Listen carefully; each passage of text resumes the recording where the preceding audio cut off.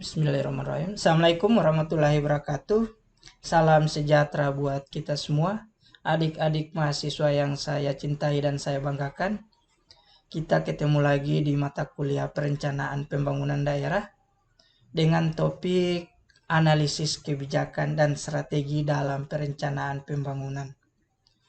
Adik-adik mahasiswa, perlu kita ketahui bersama bahwa dalam perencanaan pembangunan kita butuh yang namanya analisis kebijakan dan strategi dalam menyusun berbagai dokumen-dokumen yang ada dalam perencanaan pembangunan itu sendiri.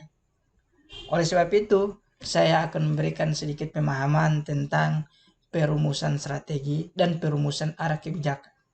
Strategi dan kebijakan ini merupakan satu rangkaian yang saling berkaitan. Oleh sebab itu, perumusan strategi ini merupakan langkah penting dalam menyusun program-program pembangunan untuk mewujudkan visi misi pemerintah saat ini. Oleh itu, bagaimana cara menyusunnya? Sebagai contoh, di tiap daerah itu mempunyai potensi dan kelebihannya masing-masing.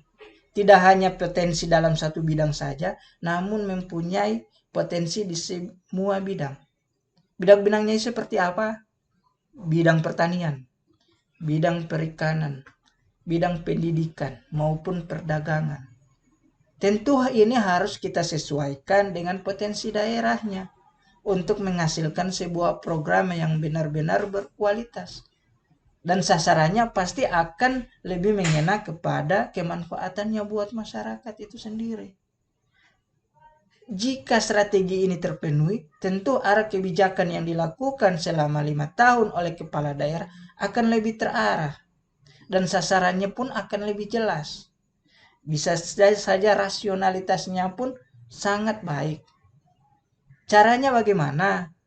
Sebagai contoh yang saya gambarkan adalah dalam suatu daerah itu berbagai macam potensi.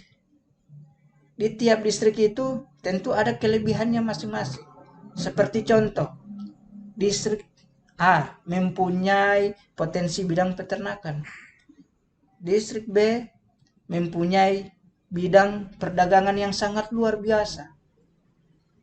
C bidang pendidikan yang sangat baik.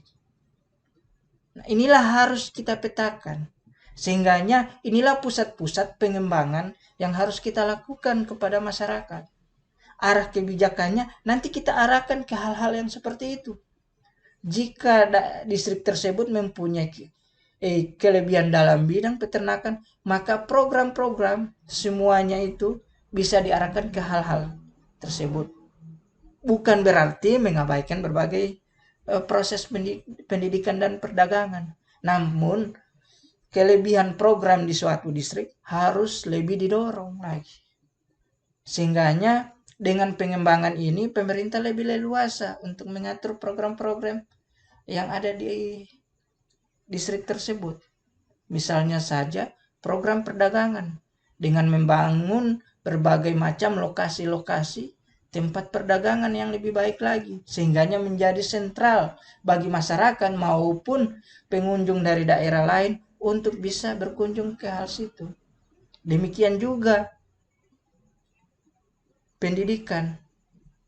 Banyak yang bisa menginvestasikan, baik dari berbagai macam kos-kosan untuk mahasiswa maupun siswa, tempat perpustakaan, dan lain sebagainya. Sehingganya arah ini sangat jelas alurnya.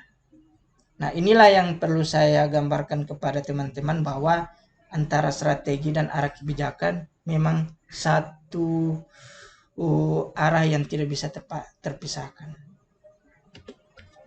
Untuk rumusan strategi tentu kita melakukan grand design perencanaan pembangunan untuk mewujudkan tujuan dan sasaran yang telah ditetapkan dengan lebih efektif dan efisien. Program akan lebih tepat sasaran apabila dibagi di setiap kemampuan atau distrik sesuai potensinya yang ada. Seperti yang saya gambarkan tadi. Tidak hanya menjunjung keinginan yang kuat dari masyarakat, namun kebutuhan masyarakat akan lebih terarah. Oleh sebab itu, aspirasi maupun usulan masyarakat harus diselaraskan dengan rumusan strategi. Ini memudahkan bahwa para ahli-ahli pengkaji melalui teknokratis lebih mudah mengarahkan berbagai program ini.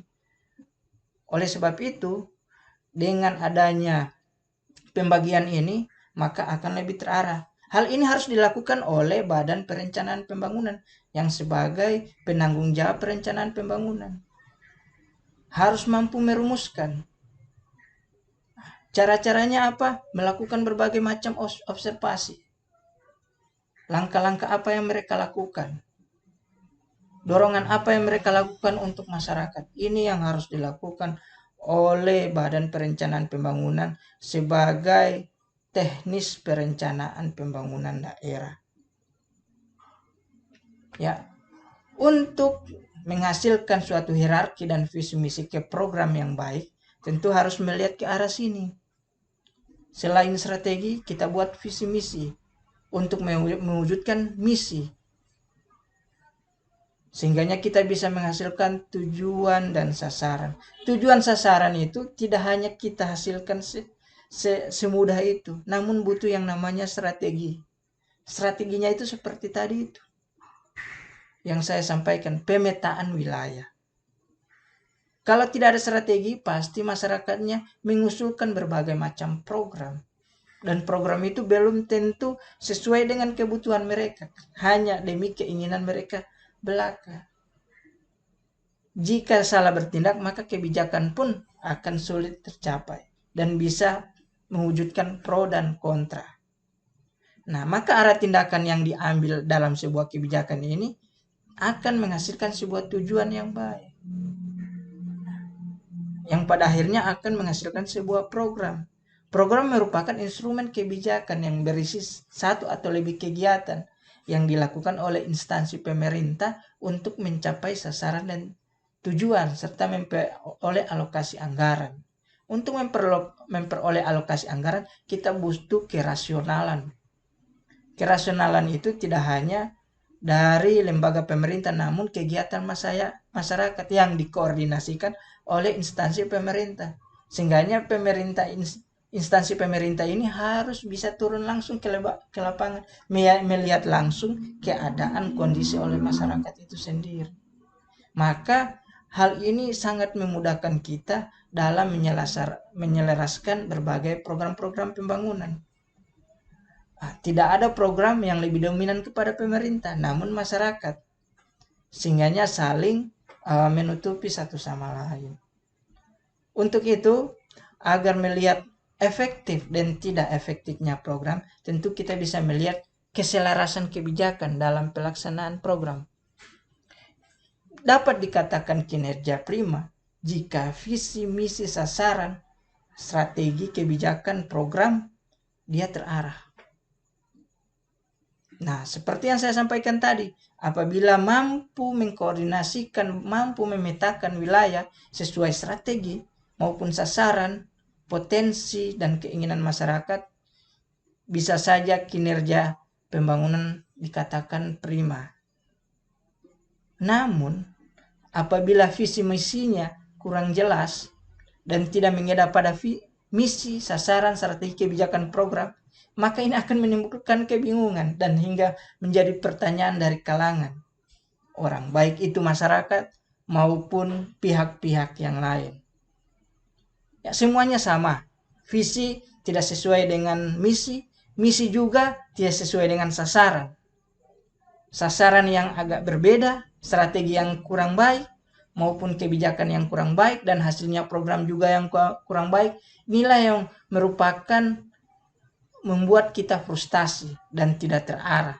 Bahkan bisa dikatakan tidak efektif dan efisien sama sekali.